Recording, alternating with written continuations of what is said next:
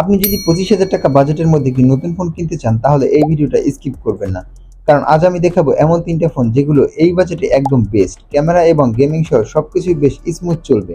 আর number 1 এ যে ফোনটা রয়েছে সেটা আপনাকে একদম অবাক করে দিবে। তো তালিকার নাম্বার 3 এ আছে Redmi Note 13 5G এই ফোনটা। এই ফোনটিতে পাচ্ছেন 120 হার্টজের AMOLED ডিসপ্লে যা খুবই স্মুথ এবং কালারফুল এক্সপেরিয়েন্স দেয়।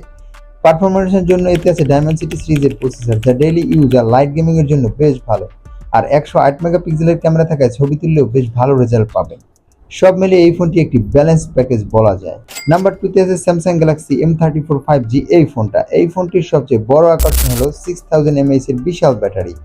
একবার চার্জ দিলে একদিন প্লাস ব্যাকআপ পাবেন। স্যামসাং এর One UI থাকায় সফটওয়্যার এক্সপিরিয়েন্স খুবই স্মুথ এবং ক্লিন। এছাড়াও ক্যামেরা এবং বিল্ড কোয়ালিটি যথেষ্ট ভালো। যারা ব্যাটারি আর ব্র্যান্ড ভ্যালু চান তাদের জন্য একটি দারুণ অপশন হতে পারে Samsung Galaxy M34 5G এই ফোনটা।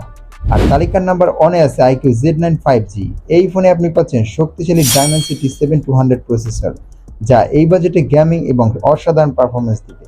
ডিসপ্লেটিও AMOLED এবং খুবই স্মুথ। ক্যামেরা ও ব্যাটারি ভালো ব্যালেন্সড। সব মিলিয়ে পারফরম্যান্স প্লাস ফিউচার প্রুফিং এর দিক থেকে এই ফোনটা একটা বাজেট সেরা ফোন হতে পারে। তো এই ছিল 25,000 টাকার মধ্যে সেরা 3টা স্মার্টফোন। আপনার কাছে কোন ফোনটা সবচেয়ে ভালো লেগেছে কমেন্টে জানাতে ভুলবেন না। ভিডিওটি ভালো লাগলে অবশ্যই একটি লাইক দিবেন এবং শেয়ার করবেন এবং আমাদের চ্যানেলটি সাবস্ক্রাইব করে আমাদের পাশে থাকবেন।